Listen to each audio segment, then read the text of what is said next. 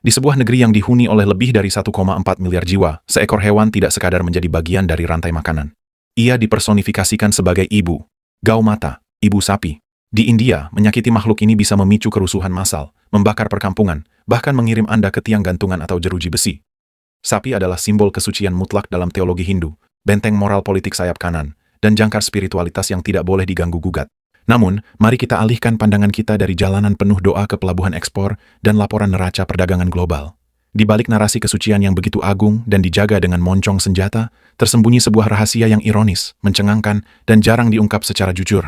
India adalah salah satu produsen dan eksportir daging sapi terbesar di muka bumi. Bagaimana mungkin sebuah negara yang melarang penyembelihan sapi di sebagian besar wilayah domestiknya secara bersamaan meraup devisa miliaran dolar setiap tahun dari industri pemotongan dan ekspor komoditas yang mereka sebut sebagai ibu? Mengapa simbol spiritualitas yang paling dihormati justru bertransformasi menjadi mesin kapitalisme ekstraktif yang masif? Ini bukan sekadar cerita tentang agama. Ini adalah investigasi tentang sebuah paradoks struktural, sebuah titik temu yang aneh di mana sentimen iman, politik elektoral, kemunafikan korporasi, dan realitas isi perut ekonomi saling bertabrakan. Selamat datang di labirin paradoks sapi di India.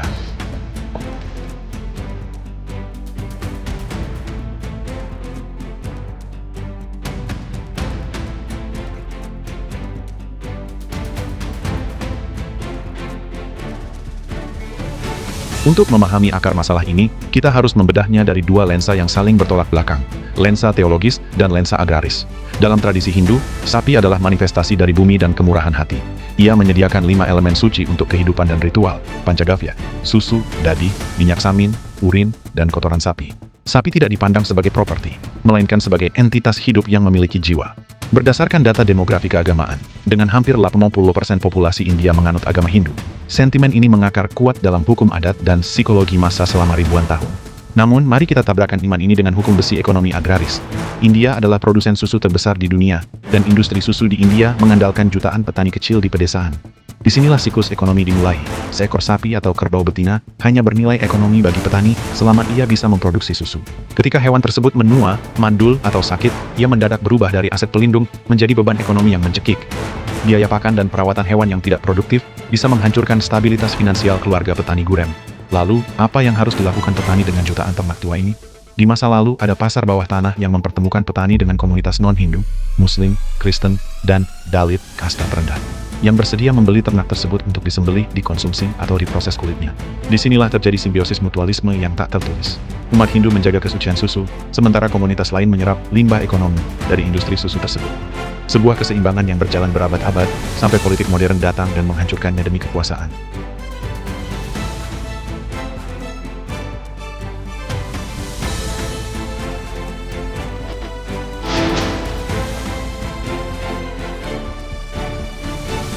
Sejak tahun 2014, lanskap sosial politik India telah berubah secara radikal di bawah kepemimpinan Perdana Menteri Narendra Modi dan Manifesto Hindutva, nasionalisme Hindu.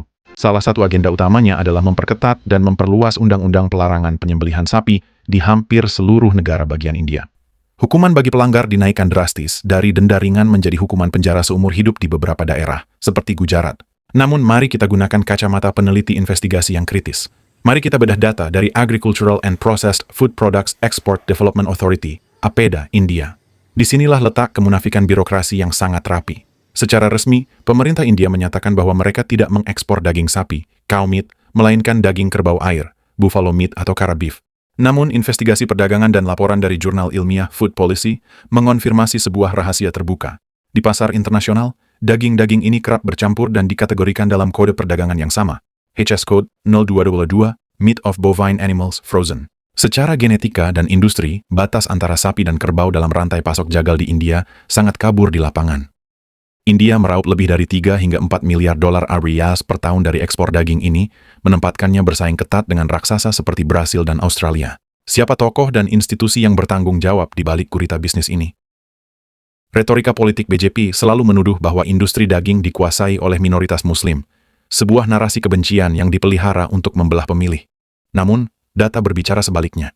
Investigasi terhadap dokumen perusahaan menunjukkan bahwa banyak dari mega perusahaan eksportir daging dan rumah jagal modern terbesar di India justru dimiliki dan dijalankan oleh para pengusaha kaya dari kasta tinggi Hindu seperti keluarga Frigorifico Alana atau Al-Kabir. Lebih jauh lagi, data donor politik, electoral bonds, yang diungkap oleh Mahkamah Agung India baru-baru ini membongkar fakta mengejutkan.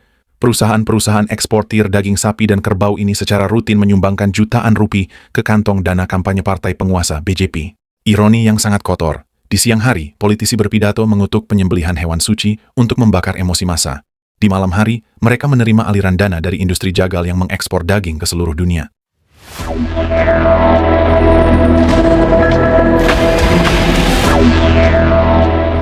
Ketika kemunafikan elit politik dikemas dalam dogma suci, dampaknya di akar rumput adalah pertumpahan darah manusia. Kebijakan proteksi sapi yang agresif ini melahirkan fenomena sosiopolitik yang mengerikan, vigilantisme sapi. Lahir kelompok-kelompok milisi sipil radikal yang menyebut diri mereka Gaurakshak, para penjaga sapi jalanan. Mereka berpatroli di perbatasan negara bagian dengan restu informal dari aparat keamanan. Siapapun yang dicurigai membawa sapi, meskipun mereka adalah petani Hindu miskin yang hanya ingin memindahkan ternaknya ke desa sebelah, bisa menjadi target amuk massa. Menggunakan terminologi sosial politik, ini adalah state-sanctioned violence, kekerasan yang dibiarkan oleh negara. Minoritas Muslim dan komunitas kasta terendah Dalit dihantui ketakutan. Nyawa manusia di India hari ini, dalam banyak kasus, dinilai jauh lebih murah daripada nyawa seekor sapi. Namun kegagalan nyata dari kebijakan ini tidak hanya berdampak pada manusia, tetapi juga berbalik menjadi petaka bagi sapi itu sendiri. Inilah dampak ekonomi ekologis yang paling nyata. Karena petani dilarang menjual sapi tua mereka ke rumah jagal lokal, mereka tidak punya pilihan selain melepaskan sapi-sapi tersebut secara diam-diam di tengah malam ke jalan-jalan raya atau kawasan hutan. Hasilnya, India hari ini menghadapi krisis nasional sapi telantar, stray cattle crisis. Jutaan ekor sapi berkeliaran di jalan-jalan kota, memicu kecelakaan lalu lintas yang fatal, dan merusak lahan pertanian warga di pedesaan. Di tempat pembuangan sampah, sapi-sapi suci ini mati secara tragis dalam kesakitan akibat lambung mereka dipenuhi oleh puluhan kilogram limbah plastik dan racun kimia. Negara yang mengklaim menyembah sapi sebagai ibu, membiarkan jutaan ibunya mati kelaparan di atas tumpukan sampah plastik peradaban modern.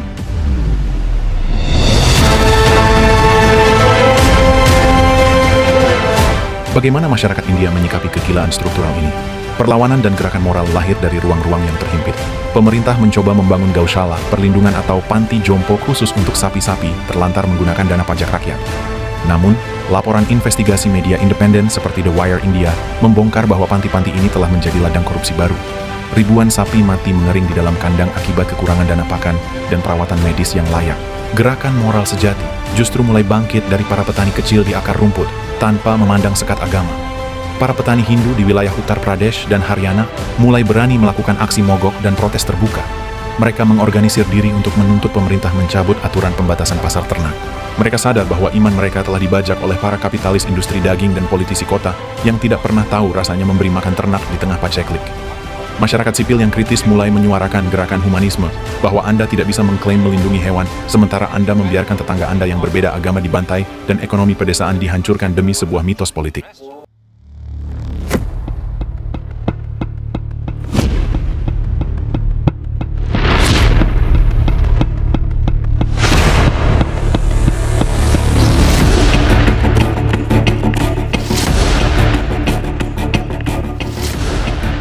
Paradoks sapi di India adalah bukti paling telanjang tentang bagaimana kapitalisme global dan politik identitas bisa berjalan beriringan dalam kemunafikan yang sempurna.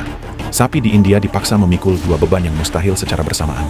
Di satu sisi, harus menjadi berhala suci penjamin suara politik di bilik suara. Dan di sisi lain, harus menjadi komoditas beku penjamin angka pertumbuhan ekonomi di pasar internasional. Video ini bukan bermaksud merendahkan sebuah keyakinan spiritual yang luhur. Ini adalah refleksi akhir. Sebuah gugatan moral yang tajam bagi sistem kekuasaan hitam dimanapun ia berada. Bahwa ketika agama diubah menjadi instrumen industri dan hukum, digunakan secara tebang pilih untuk menindas yang lemah, maka kesucian itu sendiri telah mati. Anda tidak bisa membangun sebuah peradaban yang bermartabat di atas fondasi kemunafikan terorganisir, di mana darah manusia ditumpahkan demi mengamankan rantai pasok ekspor daging, yang menghasilkan pundi-pundi uang bagi para penguasa.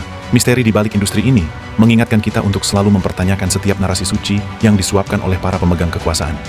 Jangan berhenti di permukaan, bacalah datanya, pelajari paradoksnya, dan suarakan kebenaran ini demi masa depan kemanusiaan kita. Silakan tulis analisis kritis Anda di kolom komentar di bawah. Cari tahu sumber datanya di deskripsi video. Saya Igum Kreatif, terima kasih telah berani berpikir melampaui batas dogma. Tetaplah kritis, tetaplah objektif. Sampai jumpa di esai investigasi berikutnya.